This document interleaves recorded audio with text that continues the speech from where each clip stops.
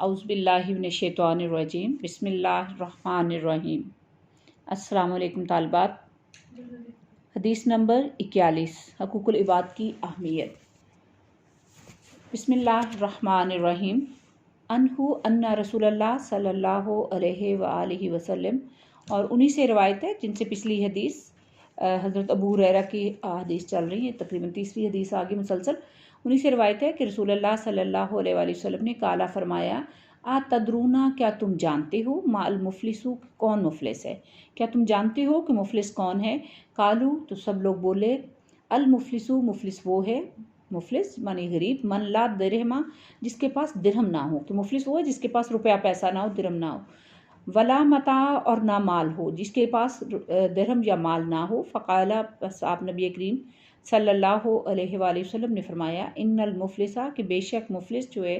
मिन उम्मती, मेरी उम्मत में। कि आपने ये तारीफ़ की कि जिसके पास मालो दौलत ना हो वो मुफलिस है, लेकिन मेरी उम्मत में मुफलिस वो होगा, गरीब वो होगा, मन याती, जो लाए यौमल क़यामती, क़यामत के दिन, बिस्सलातिन, 7 नमाज के, यानी वो जब आएगा क़यामत के रोज़, उसके पास जो ख़जाना होगा, जो उसके पास अमाल होंगे, उसमें बस बिस्सलातिन, नमाज के साथ, यानी उसने नमाज़ें पढ़ी होंगी, व सयामिन, और रोज़ा रखा होगा, रोज़े होंगे उसके पास, व ज़कातिन, और ज़कात दी होगी, व याती, और आएगा, कद शतमा, के उसने गाली दी होगी, हाजा कज़फ़ा, या किसी पर तोहमत लगाई होगी, कि वो शख्स जिसने नमाज रोज़ा और ज़कात लेकर आएगा, उसने ये अमाल किए होंगे अच्छे, लेकिन साथ ही क्या होगा कि उसने किसी शख्स को गाली दी होगी, या किसी शख्स पर काज़फ़ा, तोहमत लगाई होगी, बहतान, यानी जो उसमें बुराई मौजूद नहीं वो उस पर इल्ज़ाम लगाया। हाजा, व अकला, और खाया होगा, माला हाजा, किसी का माल, या उसने किसी का माल हड़प किया होगा, खाया होगा। व साफ़ा का, और बहाया होगा, दमा, खून, या किसी का खून, हाजा, यानी किसी का खून बहाया होगा। व साफ़ा का दमा हाजा, किसी का खून बहाया होगा। व ज़ारबा हाजा, या किसी को मारा होगा। फ़यूता हाजा, फिर दी जाएंगी उसकी, मिन हसनात ही, नेकियों में से, जिनके साथ उसने ये सब मामलात किए होंगे, यानी जिसको बुरा भला कहा, गाली दी, या तोहमत लगाई, या खून बहाया, या किसी को मारा, तो उसकी नेकियों में से उसको दे दिया जाएगा उस शख्स को जिसके साथ उसने ये ज़्यादती की। फ़ाइन, फिर अगर फ़ानियत, ख़त्म हो जाएंगी, हसनात हो, उसकी नेकियां, कबला, पहले, अन युक्ज़ा, के पूरा हो जाए, माँ अलैहा, जो उस पर है, यानी जो जो इल्ज़ाम उसने बुराई की किसी के साथ, वो सब कुछ पूरा हो जाए, उसकी नेकियां ख़त्म होगी, लेकिन अभी भी उसके ज़िम्मे कुछ ऐसे अमाल हैं जो उसने दूसरों के साथ किए जिससे दूसरे तकलीफ़ में आए, तो क्या होगा, उखिज़ा, लिया जाएगा, मिन ख़तायाहुम, उन लोगों की गलतियाँ, उन लोगों की ख़ताएँ ली जाएंगी, फ़तुरिहत, फिर डाल दी जाएंगी, अलैहा, उस शख्स पर, यानी जिस शख्स ने उनके साथ उनको बुरा भला कहा, या उनका खून बहाया, या उनका माल हड़प किया, मारा, तो उन लोगों की बुराइयां लेकर, उनकी ख़ताएँ लेकर उस शख्स के नामा अमाल में या उसके पलड़े में डाल दी जाएगी। सुम्मा, फिर तोरिहा, डाला जाएगा, फिर नारी, आग में, फिर उस शख्स को आग में डाल दिया जाएगा। ये हदीस मुबारक नबी करीम सल्लल्लाहु अलैहि वसल्लम ने इसमें हकूक़ अल्लाह के साथ साथ हकूक़ुल इबाद पर जोर दिया है, और इसमें ये भी बताया गया कि जो तारीफ़ है मुफलिसी की, गुर्बत की, वो क्या है कि हम आम लोग इसको समझते हैं कि जिसके पास रुपया पैसा नहीं है, ज़रूरियात ज़िंदगी उसके पास कम है, तो हम कहते हैं कि वो गरीब शख्स है। लेकिन नबी करीम सल्लल्लाहु अलैहि वसल्लम ने इस हदीस मुबारक में मुफलिस की जो तारीफ़ की वो ये बयान किया कि इस्लाम जो है उसमें हकीकी मुफलिस वो शख्स होता है जो दीन पर अमल तो करता है, उसकी तमाम जो तालीमात हैं उनका ख्याल करता है, उनको पूरा करने की कोशिश करता है, लेकिन उसके साथ साथ वो एक पहलू को छोड़ देता है, यानी हकूक़ अल्लाह पूरे कर रहा है लेकिन हकूक़ुल इबाद में वो उसको पूरा नहीं कर पाता। जबकि इस्लाम जो है, जिस तालीम जो इसका तसव्वुर दीन है इस्लाम का, उसमें हकूक़ुल इबाद और हकूक़ अल्लाह दोनों लाज़िम मलज़ूम करार दिए गए, यानी किसी एक को छोड़ के किसी एक को पूरा करना, यानी अल्लाह ने जब पैदा किया तो अल्लाह का हम पर हक़ है वो भी अदा करना है, लेकिन साथ ही अल्लाह ने कुछ बंदों के हकूक़ जो हैं वो इंसान के ऊपर डाल दिए कि अगर उनको पूरा नहीं करेगा तो फिर उसका भी वो जवाबदेह होगा। आमतौर पे खाम ख्याली है, और बहुत ये कमज़ोर ख्याल है हमारा। हम ये समझते हैं कि अगर इबादत हम करेंगे तो हमारी बख्शिश हो जाएगी, इसलिए हम नमाज, रोज़े और हज का एहतमाम तो करते हैं, और ज़कात को भी किसी हद तक नज़रअंदाज कर दिया जाता है, लेकिन कुछ लोग ऐसे हैं जो उसको भी पूरे तरीके से अदा करते हैं, लेकिन इन हकूक़ के साथ साथ वो हकूक़ुल इबाद को नज़रअंदाज कर देते हैं। कुरान पाक में इरशाद होता है, इन्नस सलाता, कि बेशक नमाज जो है तन्हा अनिल फ़ाहशाई वल मुनकरी, कि बेशक नमाज इंसान को किस चीज़ से रोकती है? बेहयाई और बुरी बातों से। फिर रोज़े के लिए फरमाया गया कुतिबा अलैकुमुस्सियाम, कि तुम पर रोज़े फ़र्ज़ किए कि लअल्लकुम तत्तकुन, ताकि तुम परहेज़गार बनो। तो आप ये देखिए ये दो जो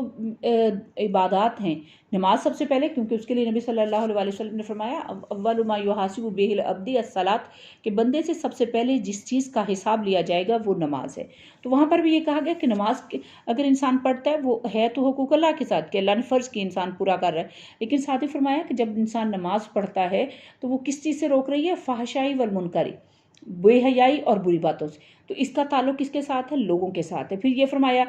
कुतिबा अलैकुमुस्सियाम लअल्लकुम तत्तकुन, कि तुम रोज़े तुम पर फ़र्ज़ किए गए, किस लिए किए गए? लअल्लकुम तत्तकुन, ताकि तुम परहेज़गार बन जाओ, खुदा का खौफ दिल में रखो, अल्लाह से डर के रहो। और तकवा क्या है? इंसान के, नबी सल्लल्लाहु अलैहि वसल्लम ने फरमाया ना कि इंसान के अंदर है ये चीज़, कि उसको अंदर से खौफ आए।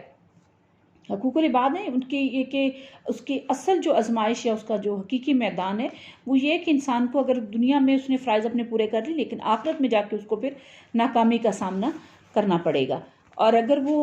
इसके साथ साथ इबादत करता है लेकिन झूठ बोलता है या उसके साथ रिश्वत ले लेता है, सूद जैसे हराम ज़राए जो हैं वो इख्तियार करता है, तो नबी करीम सल्लल्लाहु अलैहि वसल्लम ने फरमाया कि हराम खाने वाला जन्नत में नहीं जाएगा। इसमें यहाँ पर कहीं भी ऐसा नहीं है कि अगर वो इबादत कर रहा है तो उस इबादत की वजह से उसके हराम को माफ़ कर दिया जाएगा। ये एक अलग मामला है और उसकी पकड़ जो है वो इंसान पर होनी है।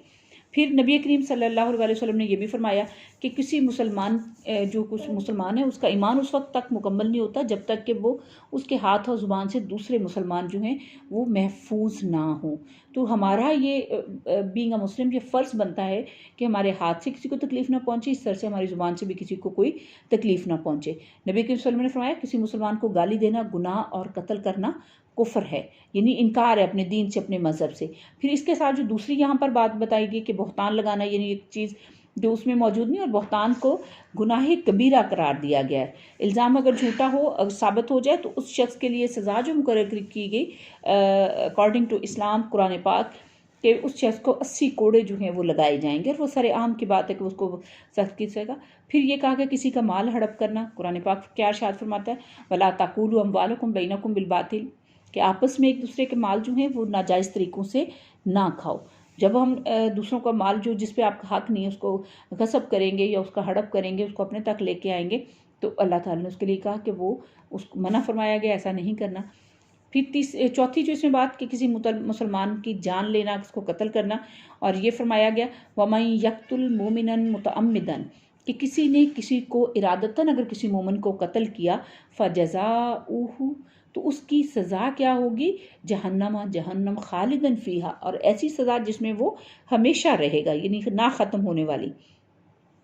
फिर किसी के साथ अगर ज़्यादती की जाती है, जैसा कि मैंने पहले भी आपको बताया, अल मुस्लिमु मन सलिमा, कि मुसलमान वो जिससे महफूज हो, मुस्लिमून दूसरे मुसलमान, मिन लिसानिही व यदिही, किससे? उसकी ज़ुबान और हाथ से। और अल्लाह ताला क्या फरमाते हैं, इन्नहु ला युहिब्बुज़ ज़ालिमीन, कि अल्लाह जो है वो ज़ालिमों को पसंद नहीं करता, उनसे मोहब्बत नहीं करता। तो ये ऐसी चीज़ें एक किसी भी एक रुख को छोड़ के, यानी हकूक़ अल्लाह छोड़े जाएँ तब भी पकड़े, हकूक़ुल इबाद छोड़े जाएँ तब भी पकड़े, दोनों को हमें साथ लेके चलना है। क्योंकि कुरान पाक क्या इरशाद फरमाता है, अल्लाह ताला फरमाया या अय्युहल्लज़ीना आमनू, ए वो लोगो जो ईमान लाए हो, नुदखुलू फिस्सल्म, कि तुम मुकम्मल दाखिल हो उसमें, इस्लाम में दाखिल हो जाओ, काफ़तन, पूरे के पूरे, क्या मुसलमानों इस्लाम में मुकम्मल दाखिल हो जाओ। अब उसमें ये नहीं कि एक पहलू पे अमल कर लिया या दूसरे को छोड़ दिया, ऐसा नहीं है। और आज का जो इंसान है उसके लिए ज़रूरी हो गया है कि जितनी उसको इधर उधर से सारी सहूलतें और जितनी उसको ज़राए मुयस्सर हैं जिनसे वो अपनी ज़िंदगी को और उसके तायुश में या उसके आराम के लिए पड़ा हुआ है, तो उसमें उसको भूलना नहीं चाहिए कि अल्लाह ताला ने उस पर अपने साथ साथ दूसरे मुसलमानों का ख्याल रखना भी फ़र्ज़ करार दिया। ये भी फरमाया गया कि अगर एक शख्स जो है वो रात इस तरह से बसर करता है कि उसके वो ख़ुद तो पेट भर के खा लेता है लेकिन उसका हमसाया जो है वो भूखा है, तो उसको भी नापसंद करार दिया गया। तो ये मुसलमानों का, हज़रत जिब्राइल अलैहिस्सलाम ने फरमाया था ना कि मुझे नबी सल्लल्लाहु अलैहि वसल्लम ने फरमाया कि मुझे जिब्राइल अलैहिस्सलाम ने इतनी ज़्यादा हमसाये के हकूक़ के बारे में ताकीद की कि मुझे ये महसूस हुआ कि अल्लाह ताला हमसाये को विरासत में हक़दार करार ना दे दें। फिर बेहतरीन हमें जो इसका मुज़ाहरा नज़र आता है वो हिजरत मदीना के बाद नबी करीम सल्लल्लाहु अलैहि वसल्लम ने जब एक इंसार और एक मुहाजिर को भाई बनाया, तो उनको भी एक उन्होंने ना सिर्फ अपना यानी माली तौर पे उनके अपने भाइयों की मदद की, बल्कि कुछ इस हद तक तैयार हुए कि अगर हमारी 2 बीवियाँ तो हम एक को तलाक दे देते हैं ताकि दूसरा भाई जो है वो अपने घर को आबाद रख सके। तो यहाँ पर हकूक़ुल इबाद की ही बात हो रही है, यानी हकूक़ुल इबाद जो है उसमें अल्लाह की रज़ा शामिल है और इंसान के मामलात की दुरुस्तगी जो है वो ज़रूरी, यानी इंसान जो है वो दूसरों के हकूक़ गस्ब ना करे, सिर्फ अपने मामलात जो हैं जिसमें इबादात हैं उनको देखे और दूसरों के माल को नाहक खाना शुरू कर दे, खून बहा दिया, किसी को मार लिया। तो ये सारे ऐसी बुराइयाँ, ऐसे अमाल हैं जो कि इंसान के किए हुए अमाल जो हैं उनको भी ज़ाया कर देती हैं, क्योंकि अल्लाह ताला रोज़े क़यामत जिस शख्स के साथ ज़्यादती हुई होगी उसके जो की गई नेकियां हैं वो लेकर उस शख्स को दे दी जाएंगी जिनके साथ ज़्यादती की, और अगर फिर उसकी नेकियां ख़त्म हो जाएंगी तो उन लोगों के किए हुए गुनाह या बुराइयां या ख़ताएँ जो हैं वो भी उसके नामा अमाल में डाल दी जाएंगी और फिर उसका भी बोझ उसी पर होगा और उसने जवाब देना होगा। तो अल्लाह ताला हमें तौफीक दे कि हम हुकूकुल्लाह के साथ साथ हुकूकुल इबाद की भी ख्याल करें और उन हकूक़ को अदा करने की कोशिश करें। अल्लाह हाफ़िज़।